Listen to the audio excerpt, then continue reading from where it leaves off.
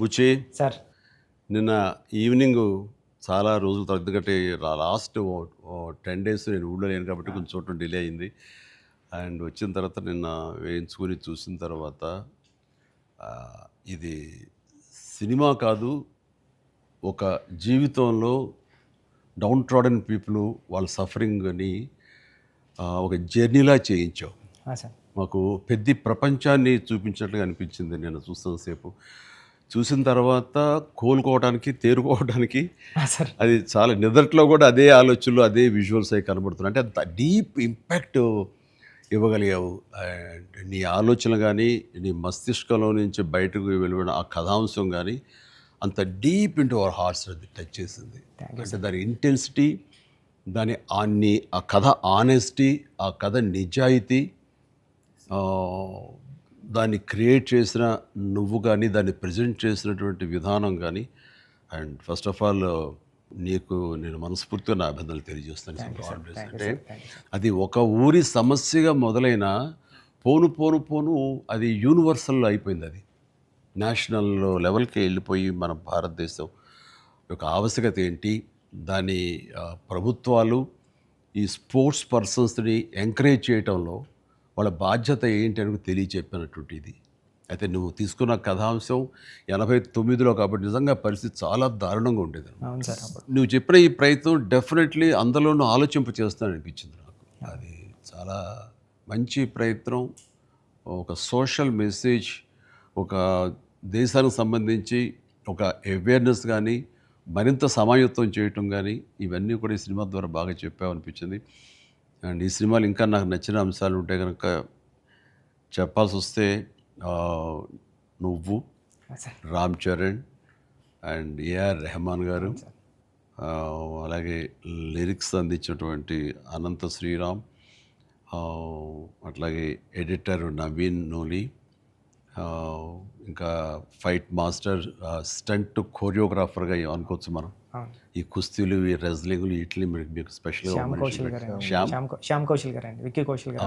Okay, Shyam Kaushal గారు, ఆయన్ని నభాకాంత్ execute చేసే ఫైట్ మాస్టర్గా ఆయన్ని, అండ్ జానీ మాస్టర్ కోరియోగ్రఫీ, ఇక వీటన్నిటి ఆర్ట్ డైరెక్టర్ గారండి రత్నవేలు గారు, రత్నవేలు గారు, ఇలాంటి వాళ్ళందరి కలయికతోటి, వాళ్ళ ఇన్పుట్స్ తోటి అండ్ వాళ్ళ ప్రయత్నాలతోటి అత్యద్భుతంగా రూపుదిద్దుకుంది. ఇది ఒక కళాత్మకంగా వచ్చిందని చెప్పొచ్చు. And it's a timely film. And చరణ్కి ఆర్టిస్టుల పరంగా వస్తే కనుక చరణ్ అయితేనేమి, జగపతి బాబు అండ్ శివరాజ్ కుమార్, ఫెంటాస్టిక్ శివరాజ్ కుమార్, బొమ్మని రాణి, అలాగే దివ్యందర్ కొత్త విలన్గా కానీ ప్రతిదీ చాలా ఫ్రెష్గా ఉన్నారు, కొత్తగా ఉంది. ప్రతి ఆర్టిస్టు చిన్నవాళ్ళు అవని, జూనియర్ ఆర్టిస్టులు అవని, బ్యాక్గ్రౌండ్ ఆర్టిస్టులు అవని, వీళ్ళందరూ కూడా ఒక రియల్గా జరుగుతుంది, ఒక ఇన్సిడెంట్, ఒక సంఘటన జరుగుతుంది, ఒక ఊరి కథ, ఒక మట్టి కథ చెప్తున్నాం అనటానికి ఆ మనుషులు కూడా మట్టి మనుషుల్లాగా రస్టిక్గా అది క్రియేట్ చేయటంలోనూ, దాన్ని తెరకెక్కించడంలోనూ నువ్వు, నీతో పాటు నీ టీం మెంబర్స్ అందరూ, నీ క్రూ కానీ, క్యాస్ట్ కానీ అందరూ చాలా బాగా చేయగలిగారు. ఇవన్నీ చేయటానికి వెనకాల వెన్నెముకలా నిలబడ్డ వ్యక్తి సతీష్ కిలార్ గారు. ఆయన దేనికి నెరవలేదు. ఇదివరకంత గతంలో అన్ని సినిమాలకి ఆయన కొంచెం పరోక్షంగా వెనకుండా నడిపించేవాళ్ళు. ఇప్పుడు తెర ముందుకు వచ్చారు బాహాటంగా ప్రొడ్యూసర్గా. కాబట్టి ఆయన ప్రయత్నం కానీ, ఆయన గుండె ధైర్యం కానీ, దీన్ని నీ మీద పెట్టుకున్న నమ్మకం కానీ, కంటెంట్ మీద ఆయనకు ఉన్నటువంటి విశ్వాసం కానీ, ఇవన్నీ కూడా ఈరోజు సఫలీకృతం అయినాయి. అండ్ అవ్వటానికి మీరు అందరూ ఎంత ప్రయత్నాలు చేసినా సరే తెర మీద కనిపించడానికి రామ్ చరణ్ ఎలా చేస్తాడు అనే దాని మీద ఉంటుంది కదా. మీరందరూ బాగా నటించాడండి, నిన్న వాళ్ళ అమ్మ అంటుంది. బాగా నటించాడు అన్నది కరెక్ట్ సర్టిఫికేట్ కాదు రేఖ, కరెక్ట్ మాట కాదు. జీవించాడు అని అనాలి. నాకు పాత్రలు ఒదిగిపోయాడు అని నాకు అనిపిస్తుంది. నేను యాక్టర్ నాకు తెలుసు. అవతల క్యారెక్టరు ఏడుస్తూ మనల్ని ఏడిపిస్తే కనుక అది నటన. వాడు ఏడవకుండా కళ్ళల్లో ఆ భావం పలుకుతూ చూసే ప్రేక్షకులు ఏడిపించాడంటే వాడు జీవించినట్లు. నేను అక్కడ ఒక క్యారెక్టర్ చూస్తాను తప్ప చరణ్ని చూడలేదు. పెద్ది కనపడుతున్నాను అక్కడ. పెద్ది తను ఏడవకుండా తన భావోద్వేగాల్ని కళ్ళ ద్వారా చూపిస్తున్నాడు తప్ప ముఖవళికల ద్వారా, మజిల్స్ ద్వారా చూపించట్లేదు. అది చరణ్ స్పెషాలిటీ. అందుకని మనం ఎక్కువ ఇన్వాల్వ్ అయిపోతున్నాం. ఏం నటించేట అనొచ్చు, చాలా గొప్ప గొప్ప నటులు ఉండొచ్చు, వాళ్ళ సిస్టమ్ వాళ్ళ విధానాలు చేయొచ్చు. కానీ భావోద్వేగాల్ని లోపల ఫీల్ అవుతావు, ఫీలింగ్ని మునిపంట నొక్కి పట్టి ఎక్స్ప్రెస్ చేస్తూ ఆ కళ్ళ ద్వారా పలికించడం, అది చూసి మనకి అరే నువ్వు ఏడిస్తే బాగుంటుందిరా అనొచ్చు, కానీ మనకి గుండె పిండేస్తుంది. మనం ఏడలేని సిచ్యువేషన్స్, కానీ ఏడిస్తే బాగుంటుంది అనిపిస్తుంది. ఇట్లాగా టోటల్గా అరెస్ట్ చేసేసి తను చూపించిన విధానం, ఎస్పెషల్లీ అప్పల్ సూరి మరణం దగ్గర నుంచి తన మోటివేట్ అయిన ఇది నుంచి ఇంకా సినిమా గ్రిప్పింగ్ వెళ్ళింది, అవును సార్. ఇంకా డీవియేషన్ లేదు. అవును. అది చాలా చక్కగా పరిపూర్ణంగా సఫలీకృతమైనట్లు. అది అక్కడ తను చాలా బాగా ప్రజెంట్ చేశాడు, పెర్ఫామ్ చేశాడు. ఎక్సలెంట్.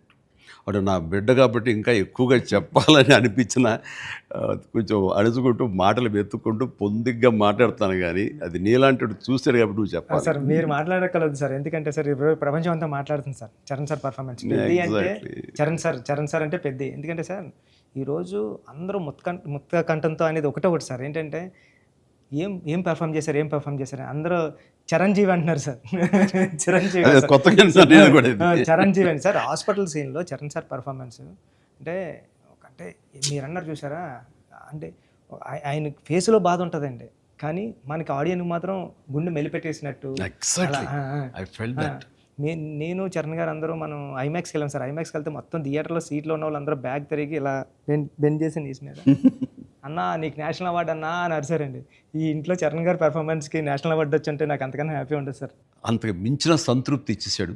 ఒక తండ్రిగా, ఒక నటుడిగా అంటే మళ్ళీ సీనియర్ కాదు, తోటి నటుడుగా, కాంటెంపరీ నటుడిగా నాకు నిజంగా చరణ్ ఒక గర్వకారణం. అండ్ నేను ఎంత తక్కువ మాట్లాడితే అంత మంచిది, ఎందుకంటే ప్రేక్షకులు వాళ్ళే మాట్లాడేసారు నా బిడ్డ గురించి. అంటే ఇక్కడ చిన్నప్పుడు చదువుకున్న ఒక సుమతి శతకంలోని ఒక పద్యం గుర్తుకొస్తుంది. ఇది పుత్రోత్సాహం పుత్రుణ్ణి కన్ననాడు కాదు, పదుగురు దాన్ని గుర్తించి వాళ్ళు మెచ్చుకుంటున్నప్పుడు, వాళ్ళు పొగుడుతున్నప్పుడు అది కదా నిజమైన పుత్రోత్సాహం అంటే.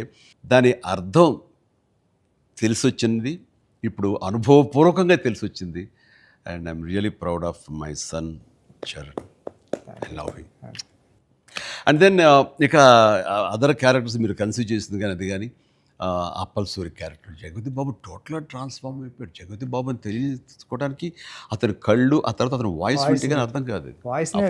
మీ ఇంటర్వ్యూల ద్వారా నాకు తెలిసిపోయింది కాబట్టి, గెటప్ చూశాను కాబట్టి అయింది, కానీ నిజంగా ఎవరైనా కొంచెం కొత్త వాళ్ళు చూస్తుంటే కనుక అతను గుర్తుపట్టలేనంతగా ట్రాన్స్ఫార్మ్ అయిపోయాడు.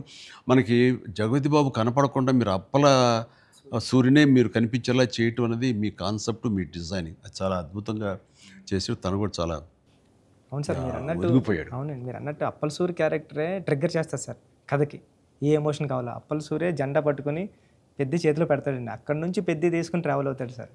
అది కరెక్ట్ సార్, మీరు ఏదైతే చెప్పారో అది. అందుకే అలా సార్ అప్పల సూరి క్యారెక్టర్ అన్న డ్రైవ్ చేయబట్టే లాస్ట్లో స్టేషన్ కూడా అప్పల వలస అయింది సార్. అది చాలా మంచి ట్రిబ్యూట్. అది అక్కడ కూడా చరణ్ పెద్ద అన్నామని అంటే పెద్ద అనేది ఆ క్యారెక్టర్ గ్రేస్, ఆ క్యారెక్టర్ ఇది చాలా బాగా. తర్వాత శివరాజ్ కుమార్ శివన్న ఆ క్యారెక్టర్ ఒప్పుకొని చేస్తాననటం అనేది ముందు అసలు ఫస్ట్ సక్సెస్ నీకు, అది అదృష్టం నీకు. అంటే అంత మంచి మనిషి, అంత మంచి యాక్టర్, దాంట్లో ఒదిగిపోయి చేశాడు. చరణ్ని గదవాయించాలి, తిట్టాలన్నా సరే అంత స్టేజ్ ఉన్న వ్యక్తి. అతను అంటుంటే కూడా మనకి తండ్రి ఫీలింగ్ వచ్చింది కాబట్టి అది చాలా బాగుంది. అది జాహ్నవి క్యారెక్టర్, అమ్మాయి క్యారెక్టర్ వరకు, ఆ సాంగ్స్ వరకు ఎక్సలెంట్. తర్వాత ఫైట్ కంపోజిషన్స్ కానీ అవి కానీ ఎక్సలెంట్. ముఖ్యంగా క్రికెట్ అనేది మనం గిమిక్గా చేయొచ్చు, అయిపోతుంది, కానీ కుస్తీ రెజ్లింగ్ అనేసరికి ఏమవుతుందంటే బాడీ ట్రాన్స్ఫర్మేషన్ కానీ దానికి తగినట్టుగా మనిషి మారిపోవటాన్ని అన్ని రకాల చేసిన ప్రయత్నాలు కానీ, అది ఓవర్ నైట్ కాదు. చరణ్ ఇంట్లో ఎలా కష్టపడేవాడు, ప్రతిరోజు నేను విట్నెస్ చేసేవాడిని. నైట్ ఎర్లీ మార్నింగ్ లేచి 5 లేచి వాడు 6 to 7 చేసి 9 o'clock మీ సెట్కి వచ్చిన తర్వాత మళ్ళీ నైట్ నువ్వు 9 కుదులుతావా 8 కుదులుతావా వచ్చి నీరసంగా వచ్చి కూర్చుని పోయి మళ్ళీ కాస్త సూప్ ఏదో తాగి మళ్ళీ జిమ్కి వెళ్ళిపోయేవాడు. చాలా కష్టం. పైగా అంతా ఆ 70 days వెజిటేరియన్ మీదే ఉన్నాడు. ఉండి ప్రోటీన్ కోసం ఎంత ఇదంటే హై ప్రోటీన్ కావాలి, నాన్ వెజిటేరియన్ తినకూడదు. దానికోసం ఎలా కష్టపడ్డాడు, ట్రెడ్మిల్లో జిమ్లో ఎలా ఇదయ్యాడు. అనేది చూస్తుంటే అబ్బా ఇంత అవసరమా, ఇంత కష్టపడాలా, మనం చేసాం కష్టమైన క్యారెక్టర్లు, రిస్కులు చేసాం కానీ ఇంత చేస్తున్నాడు ఏంటి, దీని ప్రతిఫలం ఎలా ఉంటుంది అంటూ వాళ్ళ అమ్మ అయితే భగవంతుని దండం పెట్టుకుంటూ కోరుకుంటూ ఇంత కష్ట ప్రతిఫలం రావాలని. ఎందుకంటే అంత కష్టపడి జనం ఆమోదం పొందకపోతే మొత్తం అంతా ఇదైపోతుంది, వ్యర్థమైపోతుంది. ఇంకా కష్టపడితే ఇంతైనా ప్రతిఫలం అనే ఒక డిసప్పాయింట్మెంట్ వస్తుంది. కానీ ఇప్పుడు ఏంటంటే ఎంత కష్టపడితే అంత ఎప్రిసియేషన్ వస్తుంది అనేది ఈ పెద్ద క్యారెక్టర్ తన కష్టపడినందుకు, జనాలు దీన్ని యాక్సెప్ట్ చేసి వెల్కమ్ చేస్తున్నందుకు, నీరాజనలు పలుకుతున్నందుకు హ్యాట్స్ ఆఫ్. సార్ నా ఫేవరెట్ ఏంటంటే సార్, ట్రైన్ దగ్గర లెగ్ పెట్టడానికి బిఫోర్ వచ్చి ట్రైన్ ఇలా పట్టుకొని రెండు ఇలా పట్టుకొని ఒకసారి బయటకు వస్తారు కదండి ఫ్రేమ్లో, అప్పుడు చరణ్ సార్ ఎక్స్ప్రెషన్ ఉంటుందండి. కళ్ళు అలా మూసి ముందండి జస్ట్ అలా ప్లెయిన్గా శూన్యంలోకి అలా చూసి అప్పుడు లెగ్ పెట్టడం స్టార్ట్ చేస్తారండి. అప్పుడు అందరూ క్లాప్స్ అక్కడే కొట్టేస్తాను సార్. అంటే అలాంటి అంటే చరణ్ సార్ అంత ఇన్వాల్వ్ అయిపోయారు సార్. అంటే ఈ కథ చెప్పడానికి కూడా మేము కారణం జనరేషన్ని ఇన్స్పైర్ చేద్దామనండి. అంటే మేము ఇప్పుడు స్కూల్స్కి వెళ్తాం కదా సార్, అప్పుడు స్కూల్స్కి వెళ్తే స్కూల్ అంటే క్లాస్ రూము బ్లాక్ బోర్డేనా, వాని వెనకాల ఒక ప్లే గ్రౌండ్ కూడా ఉంటుంది దాని వెనకాల అని చెప్పడానికి ట్రై చేస్తాం సార్ ఇద్దరు. అంటే ఆట స్థలం అంటే అమ్మ కడుపులో ఉన్న 9 months ఆడుకోవడానికి ఉంటుంది గ్రౌండ్. బయటకు వచ్చిన తర్వాత స్కూల్లో పిల్లలకి ఇప్పుడు చూస్తాం సార్, ఏ స్కూల్కి గ్రౌండ్ ఉంది సార్, బిల్డింగ్స్ ఉన్నాయి అంతండి. అది చెప్పడానికి ఇన్స్పైర్ చేద్దాం, ఏదో మంచి మాట చెప్పి. ముఖ్యంగా ఈ కార్పొరేట్ ఎడ్యుకేషన్ సిస్టమ్ వచ్చేసిన తర్వాత అండ్ ఎంతసేపటికి మార్కులు అనే దీంట్లో ఇంకా అసలు ఫిజికల్ యాక్టివిటీ లేకుండా పోతుంది. అందులో ఇప్పుడు ఈ బొమ్మని రాని ఒక మాట అంటాడు, చేతిలో వచ్చేసింది సార్ అంటాడు. అందులో ఎన్నో ఆటలు ఉన్నాయి సార్, ప్లే గ్రౌండ్ ఎవరు వెళ్ళట్లేదు సార్ అని. కానీ ప్రభుత్వాలు ఇప్పుడు మీరు అన్నటువంటి ఈ పరిస్థితి ఒకప్పుడు ఉండేది కానీ ఇప్పుడు రాను బెటర్ అవుతుంది అన్నది. అవును సార్, చాలా బాగుంది సార్. ఇప్పుడు బట్ ఇంతకంటే ఇంకా గట్టిగా రావాలంటే మీరు ఇచ్చినటువంటి సలహా, సినిమాలు పెద్ద సినిమాలు ప్రభుత్వాలు సహకరించాలి, సర్కారు వాళ్ళు ముందుకు రావాలి. కాబట్టి ఈ సినిమా ఒక అవేర్నెస్ తీస్తుంది, ఒక ఎడ్యుకేషనల్ ఫిలిం పెద్ది, ఒక ఇన్స్పైరింగ్ కంటెంట్ ఉన్న సినిమా పెద్ది. ఈ సినిమాలో బిడ్డలకి మనం ఏమి ఇవ్వాలి, ఎలాగ మోటివేట్ చేయాలి, ఎలాగ ఇన్స్పైర్ చేయాలి, వాళ్ళు ఎలాగ పెంచాలి అనే దాని మీద ప్రతి ఒక్కళ్ళు ఫోకస్ పెట్టి స్ఫూర్తి పొందాలని మాత్రం నేను మనస్ఫూర్తిగా కోరుకుంటున్నాను, విష్ చేస్తున్నాను. Thank you sir, thank you sir. నేను సినిమా చూస్తూ ఏఆర్ రెహమాన్ గారి కంట్రిబ్యూషన్ ఎలా ఉందని చూడటంలో సౌండ్ని పర్ఫెక్ట్గా వాడుకుంటారండి. అంటే ఆర్ఆర్ అంటే ఓన్లీ ఇంకా ఊకదంపుడు కొట్టేసి ఎలివేషన్స్ కొట్టేసి ఆ రకంగా కొంచెం ఒరవడి ఇప్పుడు కొనసాగుతున్నా కొన్ని చోట చెల్లుతుంది. బట్ అన్ని వేళలా అది కరెక్ట్ కాదు. ఇది మన మనసులోని ఫీలింగ్ని బట్టి ఆయన కొడుతున్నాడని నాకు అర్థమైపోతుంది. గుండెని పిండే విధంగా మరింతగా ఆయన మనల్ని ఇన్వాల్వ్ చేస్తున్నాడు, మనకు ఆ ఫీలింగ్ని ఇవ్వగలుగుతున్నాడు. పెద్దలో పరిపూర్ణమైన న్యాయం చేశాడు. చెప్పాలంటే ఆయన మెయిన్ పిల్లర్గా అనుకోవచ్చు మనం. మీరు అనుకోండి మీ కంటెంట్ సార్. అంటే హీరో ఉండి ఎలివేషన్ ఇవ్వడం వేరు సార్. నేనేమనుకున్నాను, చరణ్ గారు లేకుండా చరణ్ గారు స్టాచ్యూ చూపించి ఎలివేషన్ ఇద్దారనుకున్నాను సార్.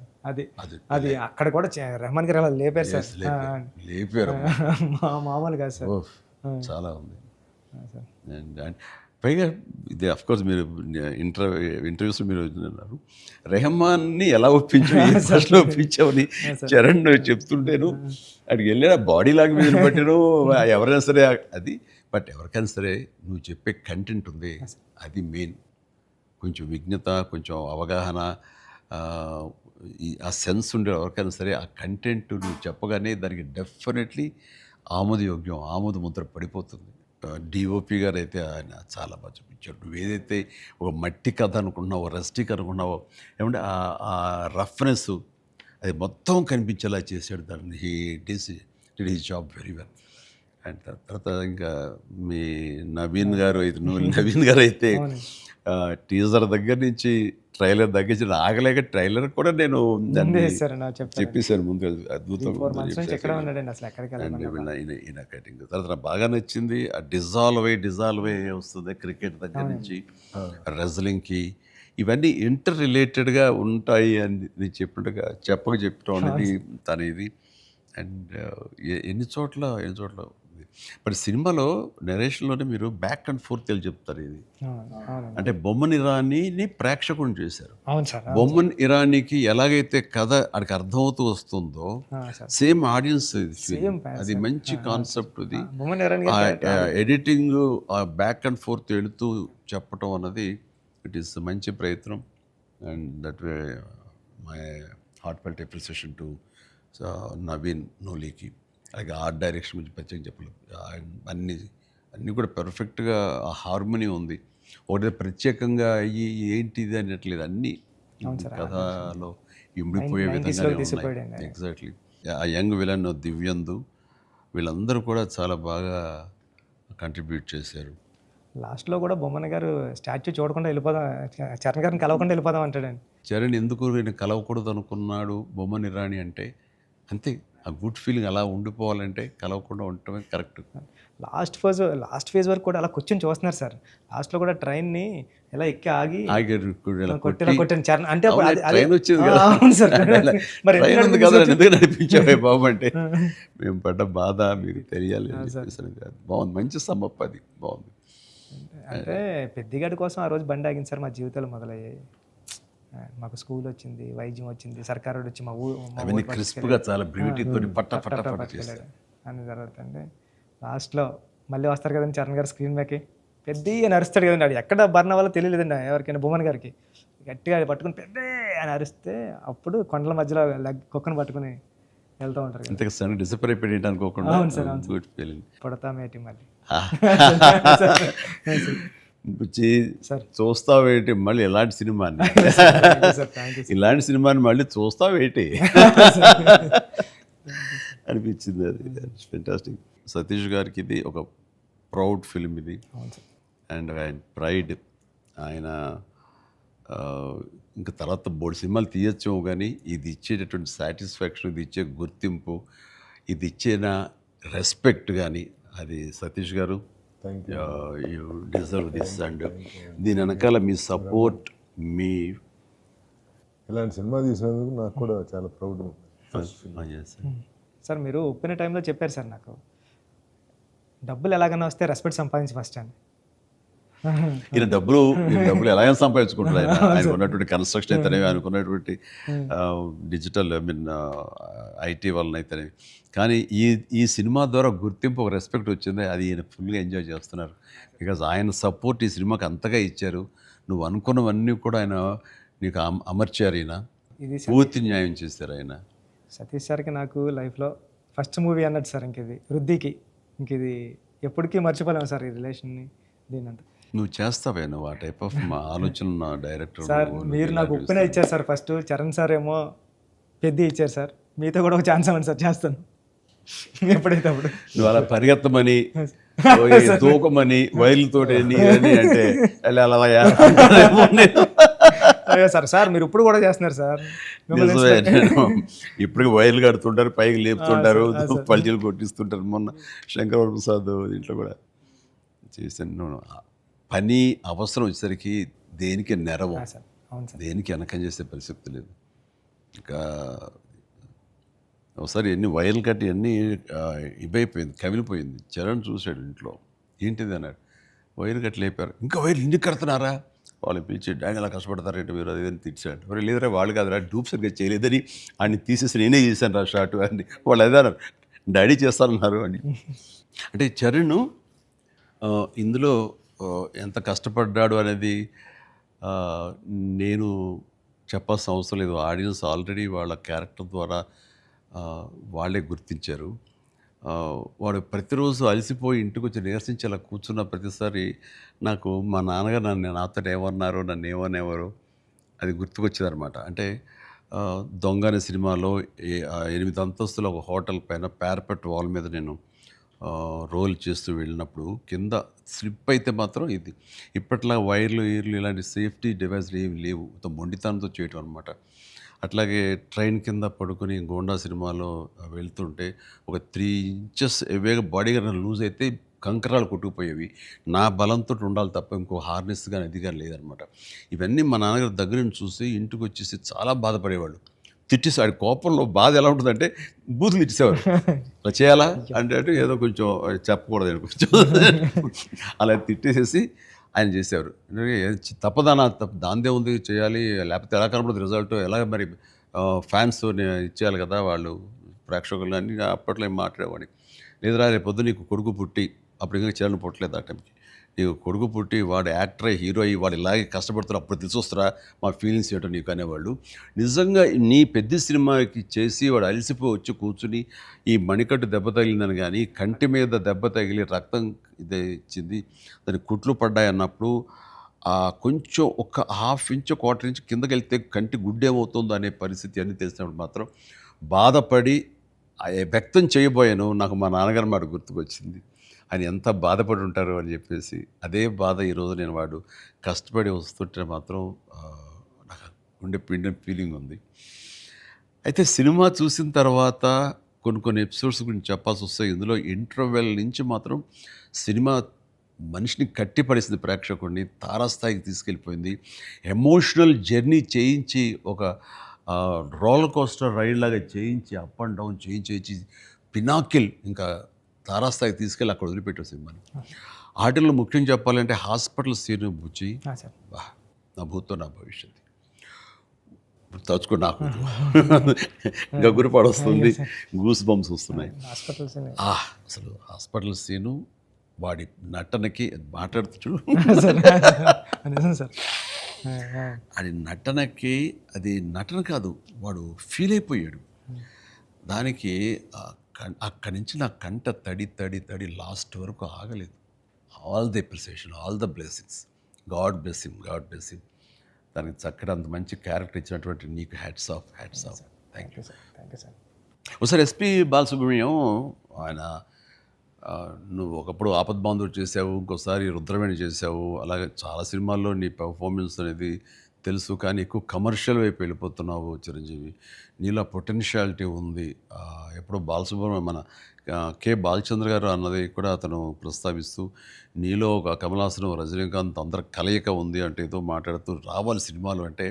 అలాంటి కంటెంట్ తోటి మన వాళ్ళు వస్తే కనుక ఎందుకు చేయను, చేసే కెపాసిటీ ఉంది, చేయగలను నమ్మకం నాకు ఉంది, రావాలి అంటే నువ్వు చేయలేనిది చూడండి ఏం లేదు అని అన్నప్పుడు నాకు అవకాశాలు రాని టైంలో హిందీలో ఒక డంగల్, ఒక చెక్దే వచ్చినప్పుడు వాళ్ళ పెర్ఫార్మెన్స్ అది చూసినప్పుడు ఇలాంటి కదా నాకు కావాలని కోరుకున్నాను. కానీ అలాంటి కంటెంట్ తోటి డైరెక్ట్లో వస్తేనే కదా మనకు ఏదైనా ఛాన్స్ అవకాశం ఉండేది. అలాంటి వచ్చినప్పుడు ఆ సినిమాకి ఇప్పుడు ఈ సినిమా కూడా అలాంటి స్పోర్ట్స్ నేపథ్యంలోనే వచ్చింది. ఆ సినిమాల్లో దంగల్ తీసుకుందాం, అది ఫ్యామిలీ ఎమోషన్ అది. అండ్ దోస్ కుస్తీకి సంబంధించిన, రజనీకి సంబంధించిన ఫ్యామిలీ ఆడబిడ్డల వాళ్ళ ఇంటర్నల్ డ్రామా గుండెని కట్టిపడేస్తుంది, పిండేస్తుంది. అండ్ నీ సినిమా ఈ పెద్ద వచ్చేసరికి రస్టిక్ స్పోర్ట్స్ డ్రామా అండ్ అవేర్నెస్ని మోటివేట్ చేస్తూ ఒక రకమైన ఎడ్యుకేటివ్ ఫిలిం ఇది. ప్రతి ఒక్కరికి, ప్రభుత్వాలకి అయితేనేవి, చిన్నపిల్లలకి, తల్లిదండ్రులకి, ప్రేక్షకులకి అందరికీ ఒక అవేర్నెస్ ఆలోచింపచేసే సినిమా ఇది. అందుకని అవి క్లాసిక్ స్పోర్ట్స్ డ్రామాలైనా ఇది రస్టిక్ ఒక గ్రామీణ నేపథ్యంలో ఉండేటటువంటి మట్టి కథ, మట్టి గేమ్స్, మట్టి మనుషుల కథ ఇది. అందునే దీనికి ఎక్కువ లాంజివిటీ ఉంటుంది, దీనికి ఎక్కువ ఆదరణ ఉంటుందని నా భావన. అండ్ దట్ వే ఇలాంటి కథ చరణ్ రావటం అనేది నేను మిస్ అయింది, చరణ్ పొందాడు. కాబట్టి ఆ అవకాశం వచ్చింది కాబట్టి కొంతమంది చిరంజీవిని మించిన వాడు చరణ్ అంటున్నారు, ఒప్పుకుంటున్నారు మనస్ఫూర్తిగా. కానీ ఒక తండ్రిగా గర్వంగా ఉంది, ఒక నటుడిగా కొంచెం కష్టంగా ఒప్పుకోవాల్సి వస్తుంది. చాలా బాగా చేసేవారు చరణ్, లవ్ యూ. గ్రామీణ వాతావరణం ఈ నేపథ్యంలో కథల్లో అఫ్కోర్స్ మీ గురువు గారు సుకుమార్ పెట్టింది పేరు. సుకుమార్ సినిమా రంగస్థలం కానీ ఇప్పుడు ఈ సినిమా ఇది చూసినప్పుడు నాకు అఫ్కోర్స్ నిన్న మొన్న చనిపోయారు, దివంగతులయ్యారు భారతిరాజా గారు. కొద్ది రోజుల క్రితం నేను భారతిరాజా గారు కూడా ఈ బుచ్చి సుకుమార్ లాగానే ఆలోచిస్తారు. ఆయన 16 వైద్యుల దగ్గర నుంచి మొదలు మర్యాద కానీ ఇలాంటి సినిమాలన్నీ, నా ఆరాధన సినిమా ఇవన్నీ కూడా చూస్తాను. నేను వాటి డిస్కస్ చేసుకుంటున్నాను. ఆ 2 డేస్లోనే నిన్న మొన్న ఆయన చనిపోయారని తెలిసినంత ఇది డ్యూ రెస్పెక్ట్ ఆయనకి మనస్ఫూర్తిగా మనం ఆయన ఆత్మశాంతి చేకూరాలని ఈ సందర్భంగా కోరుకుంటున్నాను. అండ్ ఆయన ప్రస్తావన ఎందుకు వచ్చిందంటే అలాంటి సినిమాలకు ఆయన పెట్టింది పేరు. అదే రొమాంటిక్ సినిమాలు అవని, లేకపోతే drama Avani, family drama Avani. And very good, ఆయన గ్రౌండెడ్.